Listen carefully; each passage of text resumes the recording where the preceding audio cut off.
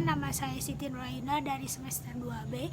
Di sini saya akan mereview materi pertemuan ketiga dari mata kuliah hukum pidana yang membahas tentang pengertian hukum pidana yang dibagi menjadi dua, yaitu hukum material dan hukum formal.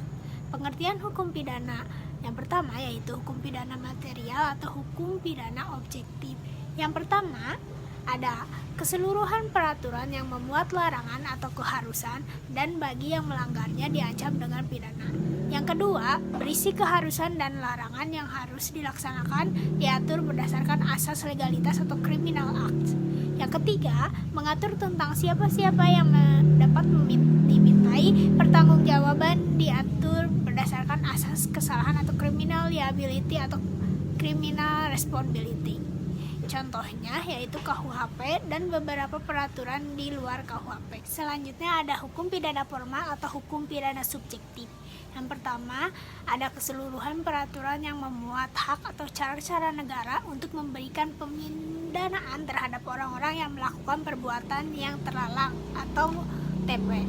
Yang kedua, merupakan hak negara yang dilakukan oleh aparat penegak hukum atau criminal procedure.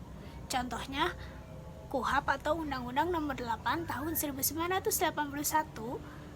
Dan selanjutnya ada pembagian kitab Undang-Undang Hukum Pidana.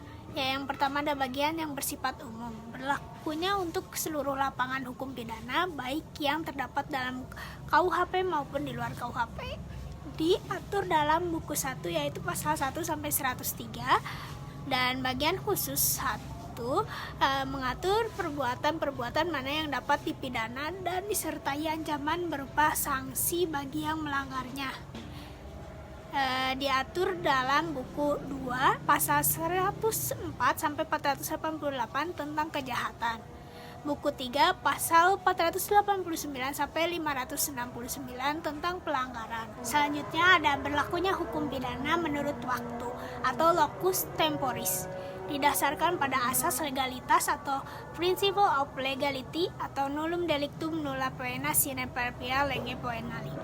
Dalam KUHP diatur pada pasal 1 ayat 1, tiada sesuatu perbuatan dapat dipidana kecuali atas kekuatan aturan pidana dalam perundangan-undangan yang telah ada sebelum perbuatan dilakukan. Menurut selanjutnya menurut tempatnya atau locus delicti. Yang pertama ada daratan negara, yang kedua perairan laut atau teritorial yang ditetapkan oleh HI, yang ketiga udara di atas wilayah negara. Sekian dan terima kasih, sampai jumpa di video selanjutnya.